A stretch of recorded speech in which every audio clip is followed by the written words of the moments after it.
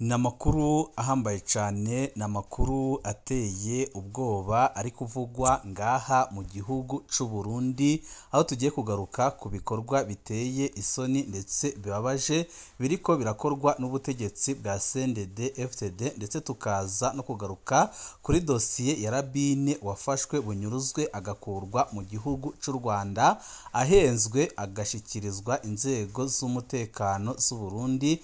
Ubu tuvugana akaba ari mu minwe iperereza ry'u Burundi, rikaba rigiye kumukoresha ikintu gikomeye cyane ndetse giteye ubwoba, aho amakuru yatanguye kudushikira yemeza ko iperereza ry'u Burundi rigiye gukora iremetanya rikavuga ko ari abaroberi bari boherejwe n'igihugu cy'u Rwanda guhungabanya umutekano w'igihugu cy'u Burundi. Ibi bikaba bishobora gutuma umubano mubi wari umaze igihe uri hagati y'u Burundi n'u Rwanda wongerekana, ndetse bikaba bishobora gukwega akarambaraye mu gihugu cy'u Burundi, ndetse benshi bakaba bemeza ko Rabine kubera ibikorwa yakoraga yahumurizaga abarundi batari bakeya, ndetse benshi mu barundi bakaba bavuga ko bashaka no kujya mu ibarabara bakamagana ifatwa rya Rabine, ndetse benshi bakaba bavuga ko ibyo byose yakoze ndetse ibyo yagiye avuga byose yavugiraga abarundi kubera ayo bagowe. Byose tugiye kubashikiriza tunyuze kuno muyoboro wa YouTube Shiramatsiko TV.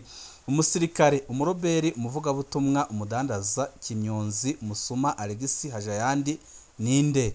Icigwa c'iperereza ry'u Burundi, abarundi badakwiriye kubandanya birengagiza muri no minsi. Mu ndwi yahera Fokode yaratunganije ikiganiro kidasanzwe kijanye n'amayeri be n'imitego by'iperereza ry'u Burundi.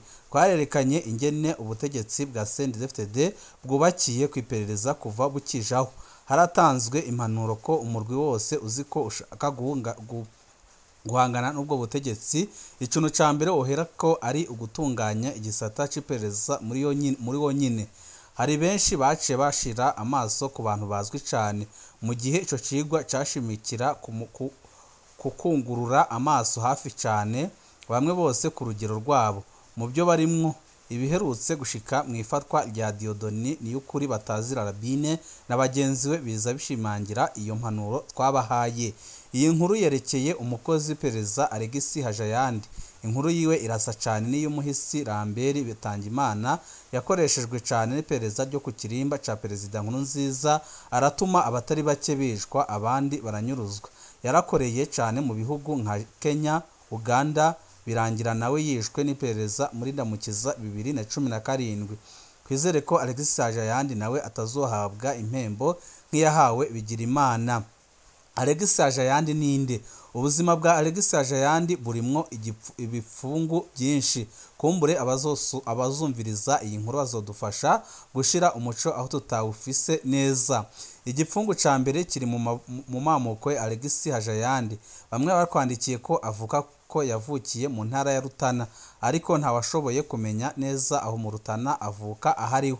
Hari abavuze ko izina ababyeyi bamuhaye rishobora kuba atari Alex Hajayandi, ariko nta numwe yashoboye kuvuga irindi yoba yarigeze kuba yitwa. Abo bamuzi kuva mu buto, abo binjiranye mu gisirikare bodufasha kuronka umuco wiwe.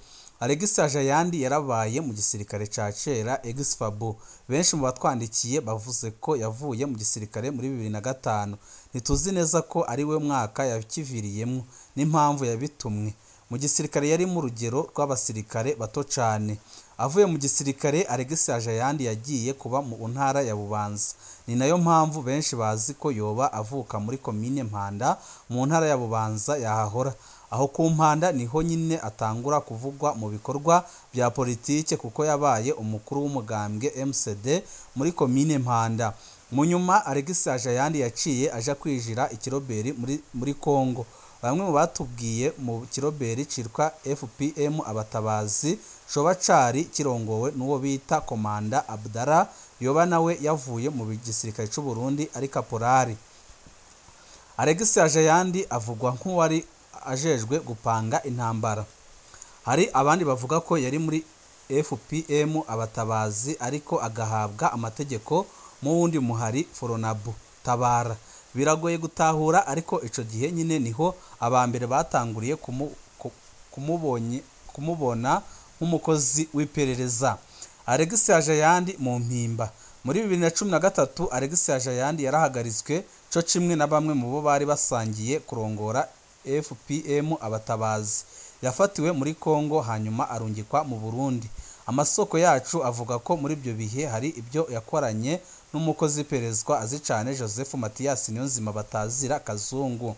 Ibohero rikuru rya Mpimba yarimazemwo imyaka 5 kuva muri 2013 gushika muri 2018. Ni ikiringo yamenyanye n'abantu benshi batavuga rumwe n'ubutegetsi. Ni ikiringo Mpimba yaciyemwo imirwi myinshi cyane y'abanyororo ba politike. Alegisi Hajayandi yamenye kubegereza cyane, aba umugenzi wa benshi, amenya amabanga ya benshi. Bose bavuga ko byari byoroshe rwose kwizigira Alegisi Hajayandi. Aho mu Mpimba Alegisi Hajayandi ntiyitwa ko yakishijwe, ahindura umuvugabutumwa.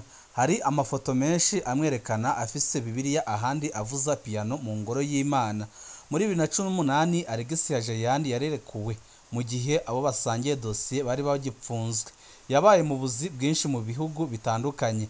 Amaze kurekurwa Alegisi Hajayandi avugwa mu buzi bwinshi butandukanye mu bibanza bitandukanye.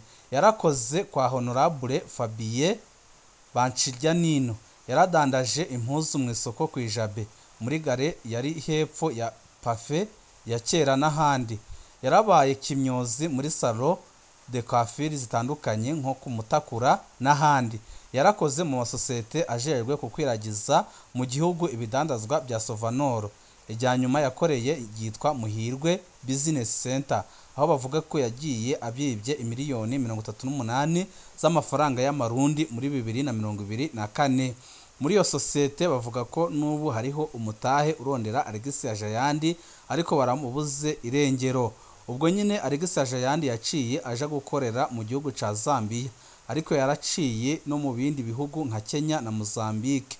Muri Zambia yashitse yugurura ico bita shop canke imangazini, ariko niyahatebye.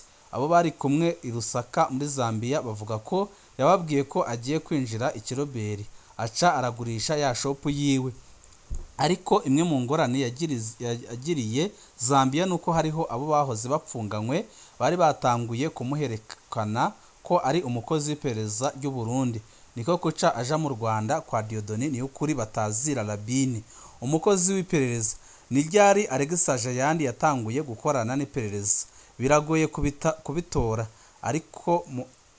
ariko mu mabanga n'ibihe yaciyemwo ni behenshi habonetse ukuboko kw'iperereza. Abo bakoranye muri MCD muri komine Mpanda bavuga igandagurwa rya Sarwavuba yatwara urwaruka rwa MCD, yishwe ku itegeko ry'utwara umutumba Musenyi wo batazira Matabura. Amasoko yacu arakeka ko Surwavuba yatanzwe na Alegisi Hajayandi. Ageze mu ngabo za FPM Abatabazi, Alegisi Hajayandi avugwa mu bitero yatunganije byaba bigamije gufatisha no kwicisha urwaruka rwari muri urwo muhari, akabajana gutera atabivuganye n'abandi, akabarwara azi ko batagira inkoho zikwiye, bakisanga baguye mu mitego. Aravugwa ingene yafashwe ubwa mbere agapfungwa ukwezi kumwe gusa, hama akarekurwa agasubira ku rugamba. Ni gute umukuru w'abaroberi atera mu gihugu agafatwa agaca arekurwa? Abo bari kumwe bakabifata ko bisanzwe. Mu gihe ari mu Mpimba, Alegisi Hajayandi ari mu barongoye igitero gikunze kuvugwa cabereye muri komine Kabarore mu Kibira. Igitero cafatishije abantu benshi mu bari barahunze. Alegisi Hajayandi yakomanda igitero ari mu Mpimba. Iyo yari inzira yo kumenya amakuru yose. Benshi barakeka ko ayo makuru yaca ahabwa iperereza. Bamwe mu bahoranye mu Mpimba baratubwiye ingene barondewe n'abakozi b'iperereza rikabasanga hanze mu bihugu bagiyemo. Bose bagasanga ni Alegisi Hajayandi yabahaye amatelefoni yabo n'ibibanza barimwo.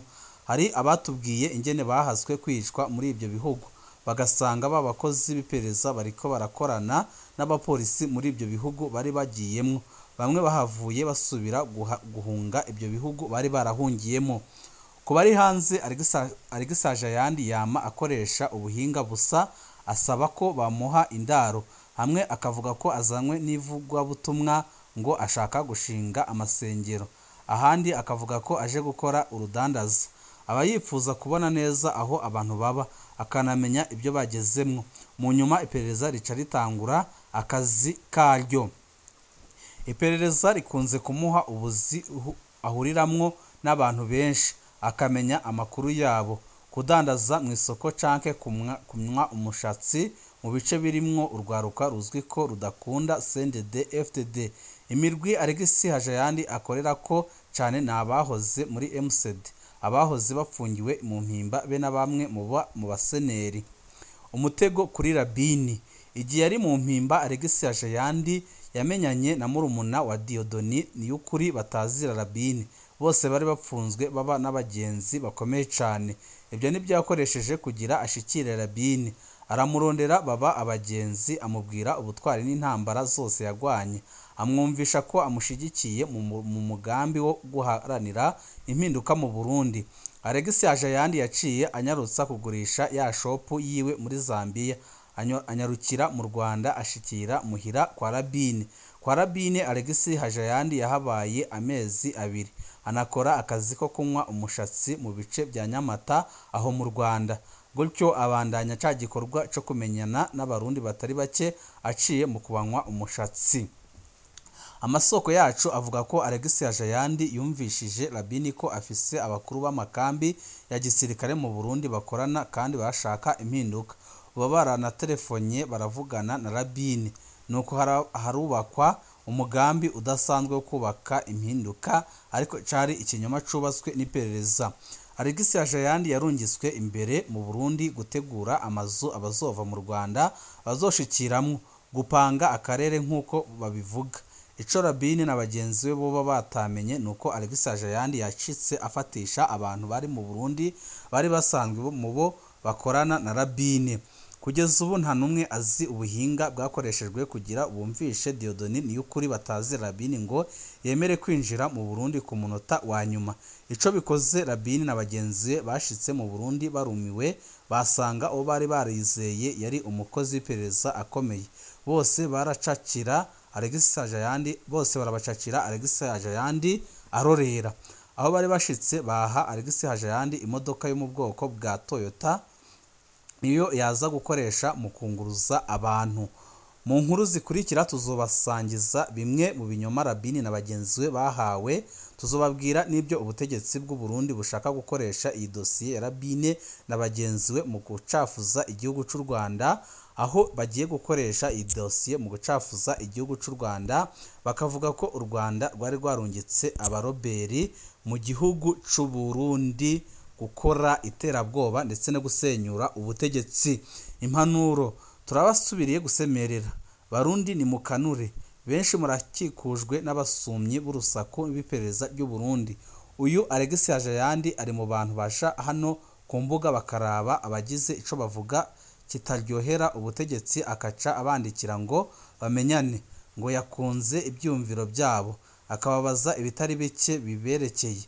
Bagenzi mugire ubwenge, iyo umuntu akanuye abantu nk'abo arabamenya. Mwirinde gutanga amabanga yanyu, mwirinde kwizera abo mutazi, ariko kandi ntimwemere kuba mu bwoba ngo ba Alegisi Hajayandi babuze kuba ico muri, ariko mwirinde imitego yabo. Ntihahambaye kumenya Alegisi Hajayandi nk'uko benshi babyibaza, hahambaye kumenya uko abameze nkawe bakora, umuntu akamenya kubirinda. Iperereza rirakoresha cane abo bantu bigira abakozi b'Imana.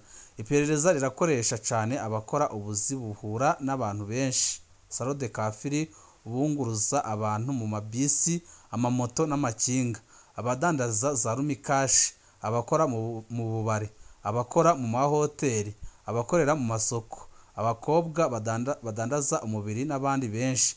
Wibuke ko iperereza rikeneye amakuru yawe rikurungikira umuntu asa n'abari mu byo urimwo nyine. Iperereza ryatunyaze benshi mu Burundi, harageze ko abarundi bose bahinduka abakora iperereza nabo. Umugani wa Mutama Petro Karaveri Mbonimpa, iperereza rihanyanyurwa n'irindi. Yadusabye ko twese duhinduka abatasi, nta kubandanya kwinjwa ndetse dukorerwa ikibi cibishe. Ibi byose birerekana ko mu Burundi ibintu bikomeye cyane. Uyu Rabine yari mu Barundi bakora ibishoboka byose kugira ngo baharanire ko mu Burundi haba impinduka. Ari mu bageragezaga kwerekana ko ibiriko birakorwa mu Burundi biteye ubwoba, ndetse akaba mu bakora ibishoboka byose kugira ngo berekane ko ubutegetsi bwa CNDD-FDD bugeze ahatemba.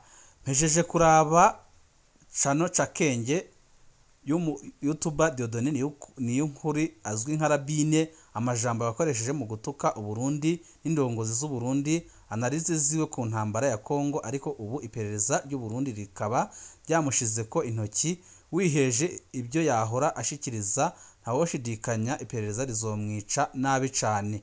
Dieudonné Niyonkuri azwi nka Rabine nta bagenzi biwe bane babarizwa mu iperereza guhera kuwa 28 Myandagaro 2025 inyuma yo gufatwa bavuye mu Rwanda. Ubufatwa kwa Dieudonné Niyonkuri ntigutandukanye n'ifatwa rya Paul Rusesabagina yisanze mu Rwanda atazi uko byagenze. Gusa ikigaragara cyo nuko Uburundi bwateguye neza uyu mutego, ndetse bukaba bwarateguye kumugandagura ku rugero ruteye ubwoba. Turabandanya kubashikiriza andi makuru aho tuza kubaha ingene ubutegetsi bwa CNDD-FDD buriko burategura iremetanya rikomeye cyane ririko rirategurwa kuri aba bafashwe, kugira ngo bivugwe ko bari bavuye mu Rwanda baje gutera Uburundi batumwe n'u Rwanda. Ibi byose mukaba muri buze kubikurikira ku makuru yacu yo hanyuma. Ibihe byiza nibyo ndabipfurije.